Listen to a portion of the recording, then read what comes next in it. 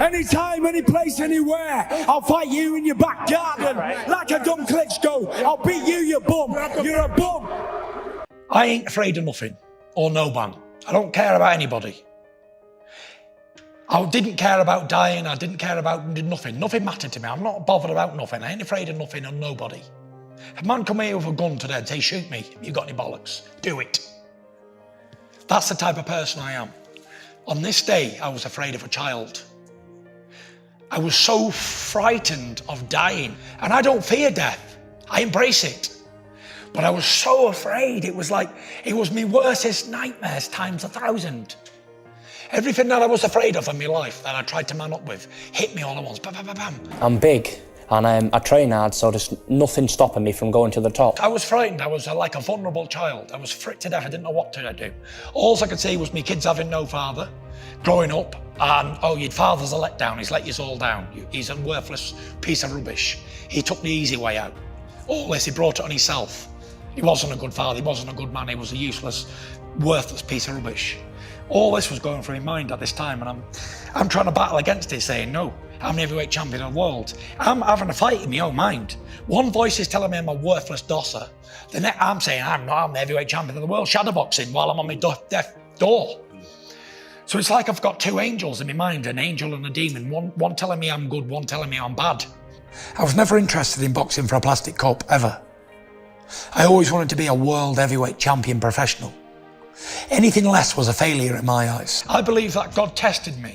God gave me the world, but I rebelled against it. It didn't mean nothing to me. I didn't want it when I had it. So he thought, right, I'll give you a little bit of pain here, taste this, wallop. And I believe that that's what mental health is. I believe it could be a test, could not be. I know it affects so many people in so many different ways. So many people take their lives on a daily basis through mental health problems. And others look at them and say he was a weak person or she was a weak person. We're not weak. You just need help. And sometimes you don't know where to go and who to speak to for that help. But when you're good enough and you've won all the world title belts, there's nothing else after that. When you're in that frame of mind, you're not yourself. It's not you, you're somebody else who I don't recognise. Shane's known me my whole life, but he didn't know me at that point. My dad didn't know me. He said, I don't even know you anymore. He said, you're not the same person. Who are you? And I'd think, oh, well, you don't know me. And what? But that was the attitude I had. So you're not yourself. Normal is thinking straight in a stable mental health, a stable lifestyle. Well, I believe there's a balance in life and it's a straight line. Normal people are straight like that and they might dip a little bit and come straight back up. People who suffer with mental health problems, their graph is like that. So how I manage mine is I give myself goals. I need to train on a daily basis. If I don't train for 2 days, I feel totally depressed. You need to stimulate the mind. And I think training is a perfect way to do it. Working out, exercising. Whether you can do a lot or a little, you must do something. I give myself short-term goals and long-term goals. And I plan things more now. Where if I'm just not got anything on the horizon, I tend to wander and my mind goes AWOL.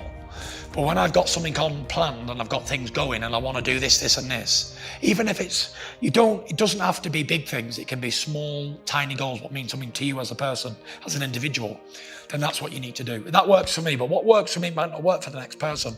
But I'm very, very sure that working out and having a routine in your life is the answer for mental health problems. Having a family and having a supportive family, it helps a lot. But it's not just family. We don't choose our family, we choose our friends. Now, people may not have great friends, they might not have top friends, they might not have any friends. But you always need somebody to speak to. All the time you're thinking about things and you're talking and you're interacting with others. I believe if you are on your own a lot, then you've got time to think and you've got time to go over your problems and think about it and dwell on them. And it's not good. I don't think people who suffer with mental health should be alone all the time. I think they should have regular interaction with other human beings, other people. When I don't go to the gym, I feel terrible. But when I train on a daily basis, I feel great. Now, I know if I train on a daily basis for the rest of my life, then I don't think I'm going to suffer with mental health problems again. And I tell you, mental health things can bring on as well, like when things are going wrong for you in your life. When you put your faith and trust in somebody and it goes wrong, I've already won.